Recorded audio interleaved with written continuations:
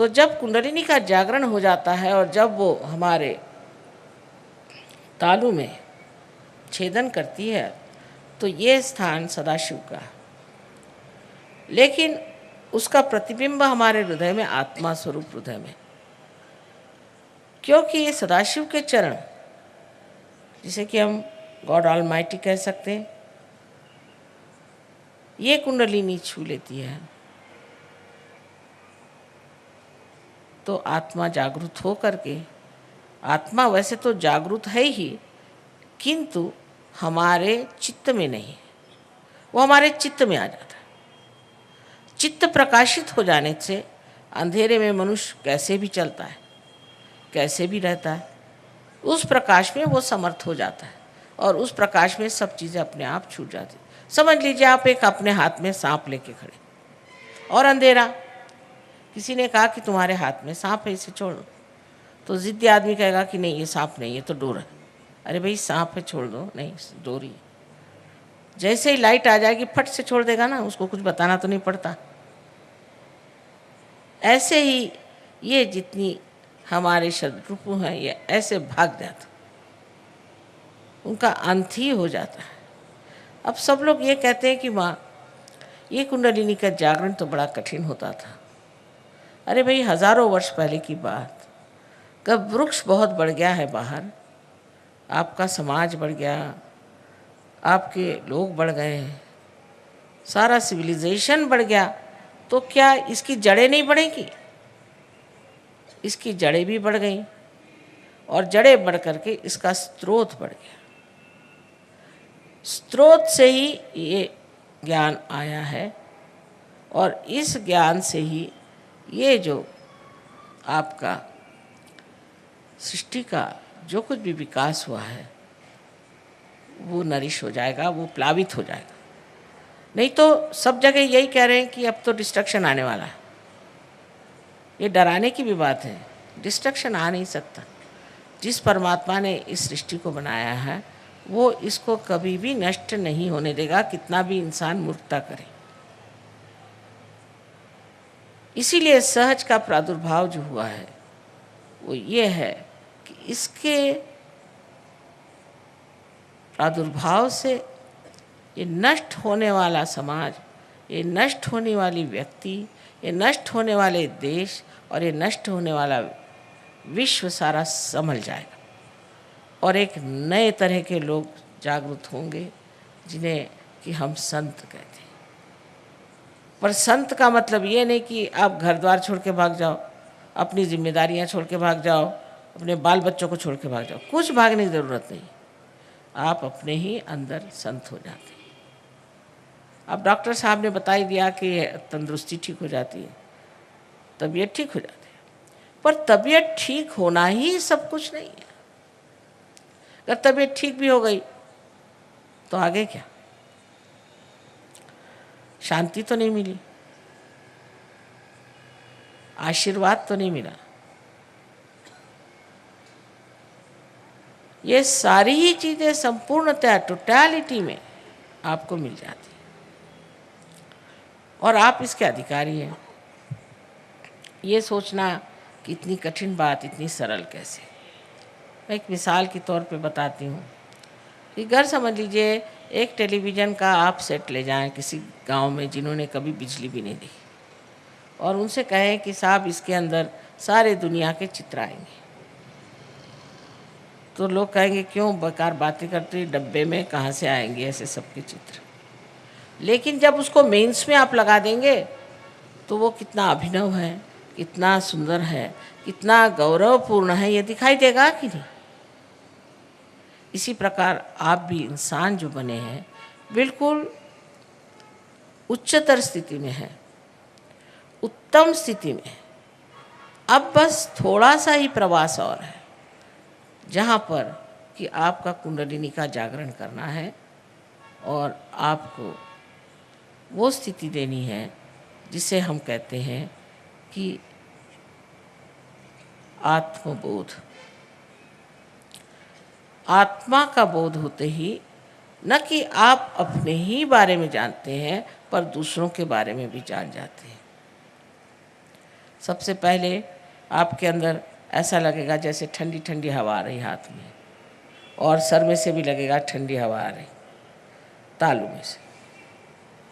यही जो आपको हाथ में लग रहा है, पहला अनुभव, पहली मर्तबा आप इस परम चैतन्य को जान रहे हैं, महसूस कर रहे हैं, उसका आपको ज्ञान हो रहा है।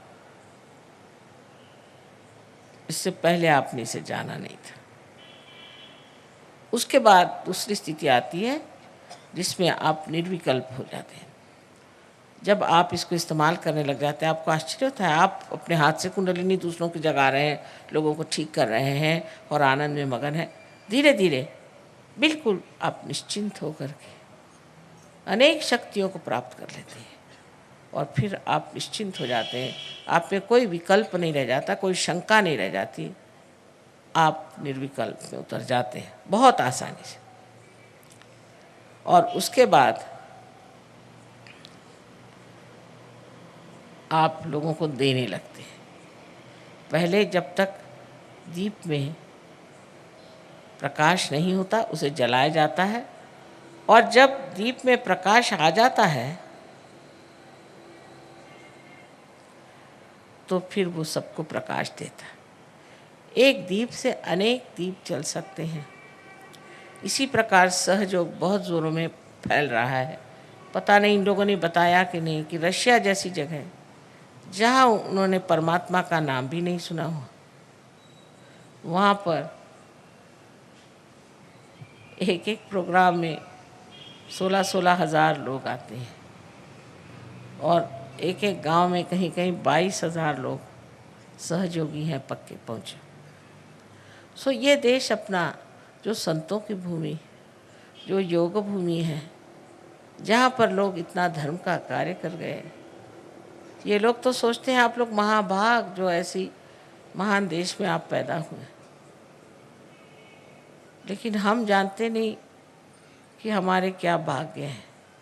एक दिन ऐसा आएगा कि इस आध्यात्मिक शक्ति के बल पर सारा संसार आपके चरणों में आ सकता है, लेकिन पहले अपनी शक्ति को समझिए। जब तक आपने शक्ति को समझा नहीं, तब तक आपकी कोई विशेषता नहीं। बेकार चीज़ों में उन लोगों से आपको कुछ भी कंपटीशन करने की ज़रूरत नहीं, कोई सी भी प्रतियोगिता की ज़रूरत नहीं है। सिर्फ आप अपनी आध्यात्मिक शक्ति बढ़ाइए, सारा संसार भारतवर्ष को जानेगा कि बहुत ऊंचा आध्यात्मिक स्तर का एक देश है, और सारा संसार यहाँ आपके पास आएगा। आज ही आए हुए इतने लोग, इनको क्या ज़रूरत थी अपने अच्छे अच्छे घर छोड़ करके यहाँ अपने देश में घूम रहे हैं, और इनको कुछ महसूस भी नहीं होता। मैंने कहा आपको कोई यहाँ तकलीफ़ तो नहीं होती? नहीं नहीं माँ, यहाँ तो आत्मा में बड़ा ही आराम है। इतना आत्मा का आराम तो हमको अपने देश में नहीं मिलता है। यहाँ लोग कितने अच्छे हैं और ये जाना ही नहीं चाहते। अपने देश की महत्ता हमने कभी किसी को बताई नहीं और जतलाया नहीं कि हम लोग क्या हैं।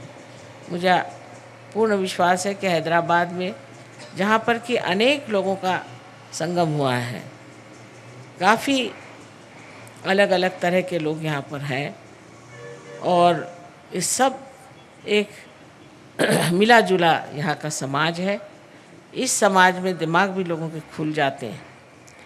तो आशा है कि यहाँ पर बहुत ज़ोरों में सहयोग प्रस्थापित होगा, और एक दिन इस हैदराबाद से ही काफ़ी लोग बाहर जा कर के और सहयोग का प्रचार करेंगे। आप सबको अनंत आशीर्वाद।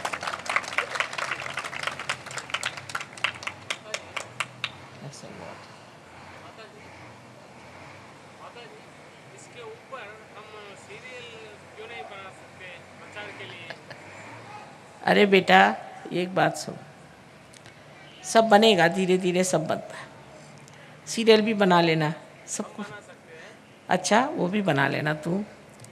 लेकिन एक बात है, अब देखो इस हैदराबाद में कितने लोग हैं, उसमें से कितने लोग आए, जिसका नसीब होएगा वही तो आएगा। तुम 17 सीरियल बनाओ, नहीं तो कुछ भी, नसीब की बात है, समझने की बात है। अभी सबसे कहा कि भाई पैर मत छुओ, मैं चल रही हूँ, फट से पैर पकड़ोगे तो गिर जाऊंगी, वो तक तो लोग समझते नहीं। फड़ाक से पैर में एकदम पकड़ लिया, मैं गिरने ही वाली थी। जब इतनी भी समझ नहीं, उनके सीरियल के असर में घुसेगा।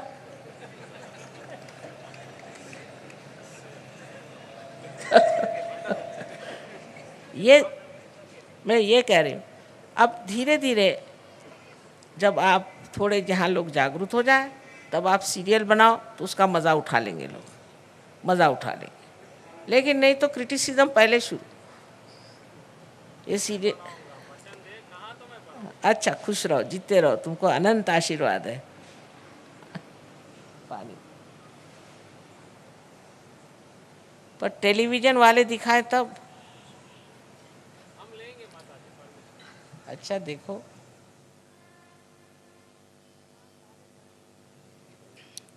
वहाँ सारे प्रदेश में सारे टेलीविज़न पे हमारे भाषण हुए, सिवाय अपने देश में।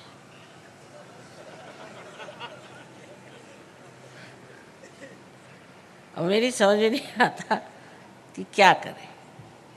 सारी दुनिया में हुए, ऐसा कोई देश नहीं जहाँ हम गए और उन लोगों ने हमें टेलीविज़न पे बड़े अदब से बुलाया। इंग्लैंड में था,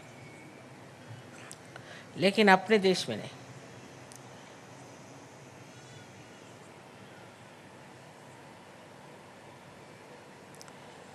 तो अब हम लोग, एक बात और भी होती है कि लोगों के मन में बहुत से प्रश्न होते हैं। तो आप लोग जो कुछ आपके प्रश्न हैं उसे आप लिख करके, और कृपया कल आप लेते आइएगा, मैं सबके आपको जवाब दे दूँ।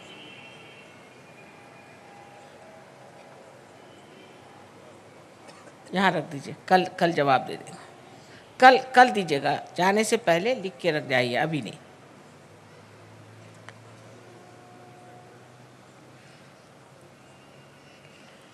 प्रश्नों के बारे में एक बात है कि जो प्रश्न पर्सनल है उनकी बात छोड़िए, पर जो और प्रश्न है कि मैंने ये किताब पढ़ी थी, उसमें से था, वो गुरु ने ऐसा कहा और फलाने में ऐसा लिखा है और ठिकाने में, क्या भाई लिख के चले गए, वो अब नहीं है। अब मैं बैठी हूँ, मुझसे पूछो। जब जिंदा होता है कोई तो उसको कोई नहीं पूछेगा। बाद में उसके मंदिर बनाएंगे, फलाना बनाएंगे, क्योंकि वो अब जिंदा नहीं है ना। और जिंदा जो गुरु बैठा रहेगा वो तो कहेगा कि बेटे तू ये क्या कर रहा है। तो जिंदा को नहीं मानना चाहिए। एक खास प्रिंसिपल है इंसान का कि कोई जिंदा हो तो उसको नहीं मानो मरने के बाद, क्योंकि जिंदा हो सकता है कि वो कहे कि भाई कि ऐसे नहीं करना चाहिए, वैसे नहीं करना चाहिए। उसको जेब में रख सकते हैं, तभी होना चाहिए। अब रही बात सवाल जवाब, सो मैं काफ़ी होशियार हूँ, क्योंकि अब 21 साल से ये धंधा कर रही हूँ।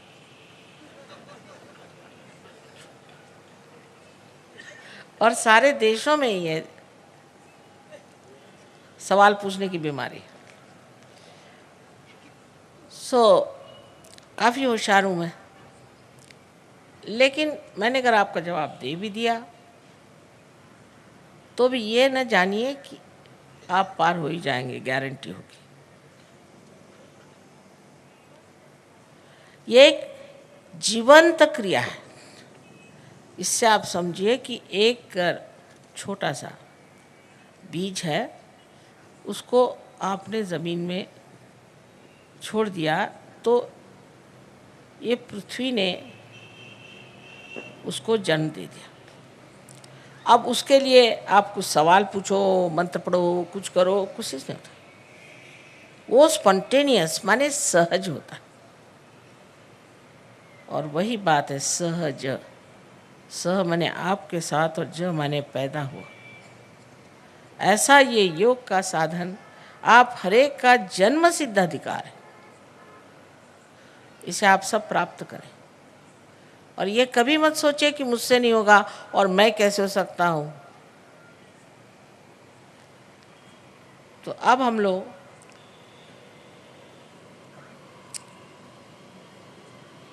आत्म साक्षात्कार को प्राप्त करें इसी क्षण, लेकिन शुद्ध इच्छा होनी चाहिए। जिनको शुद्ध इच्छा नहीं है उन पर ज़बरदस्ती नहीं हो सकती, और जिनको आत्म साक्षात्कार नहीं चाहिए हो वो कृपया चले जाएं तो अच्छा है, दूसरों को देखना ठीक बात नहीं, शिष्टता के नाते वो चले जाएं।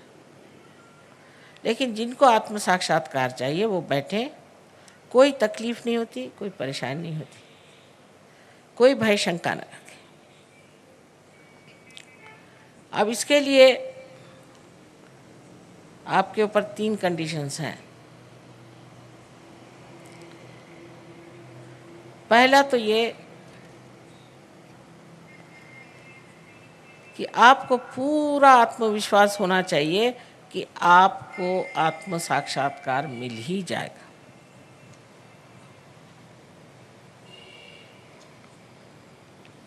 अपने और पूरा विश्वास होना चाहिए।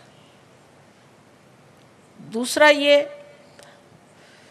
कि मैं दोषी हूँ, मैं पापी हूँ, मैं खराब हूँ। मतलब दुनिया भर के लोग पढ़ाते भी रहते हैं, बताते रहते हैं आप पापी हैं, पापी हैं, तुम पाप कर रहे हो, मेरे को पैसे दो, तुम्हारे पाप मैं धो दूंगा। ऐसे भी बहुत से लोग हैं, खुद ही पाप कर रहे हैं दूसरों के पैसे लेकर के, वो क्या पाप धोएंगे।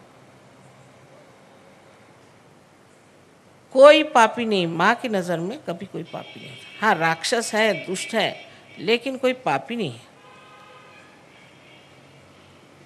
तो ये सोचना है कि भटके हुए लोग हैं, अंधेरे में बैठे हैं, अज्ञान में बैठे हैं, लेकिन कोई भी संसार में पापी नहीं है।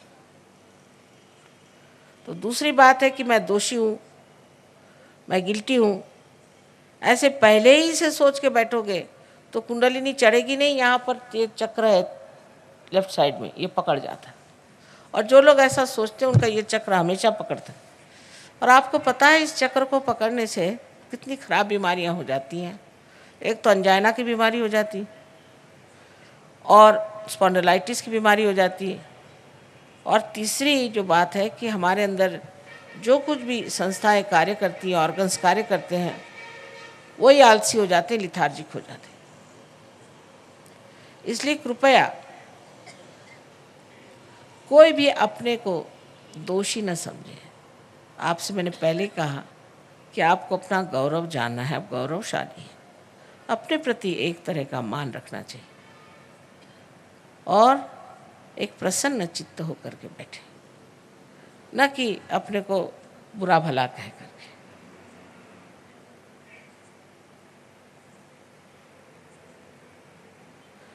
तीसरी जो शर्त है वो ये कि आप सबको एक साथ माफ़ कर दें। अब सब लोग कहेंगे कि सबको माफ़ करना बहुत कठिन, ये तो बहुत ही कठिन है। बहुत से लोग कहते हैं, खासकर विलायत में लोग कहते हैं कि माफ़ करना कठिन। अब भाई ज़रा सोचिए, आप माफ़ करते या नहीं करते, करते क्या हो? कुछ भी नहीं करते। ज़रा विचार करें, सिर्फ दिमागी जमा खर्च है कि हम माफ़ नहीं कर सकते, लेकिन उसका परिणाम क्या कि हम गलत लोगों के हाथों में खेल रहे हैं। जिन्होंने हमें सताया, हमें छला, वो तो आराम से कूद रहे हैं, और हम अपने को छल रहे हैं कि हम उनको माफ़ नहीं कर सकते, रात दिन उनको याद कर करके दुख पा रहे हैं।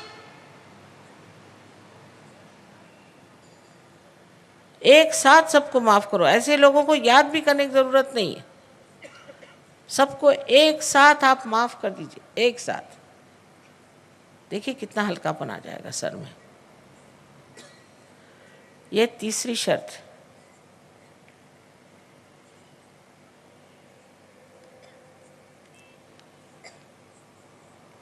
अब आपके लिए एक छोटी सी विनती है मुझे कि ऐसे भी आप ज़मीन पर बैठे तो बहुत ही अच्छा है, लेकिन तो भी जूते उतार लें तो अच्छा रहेगा।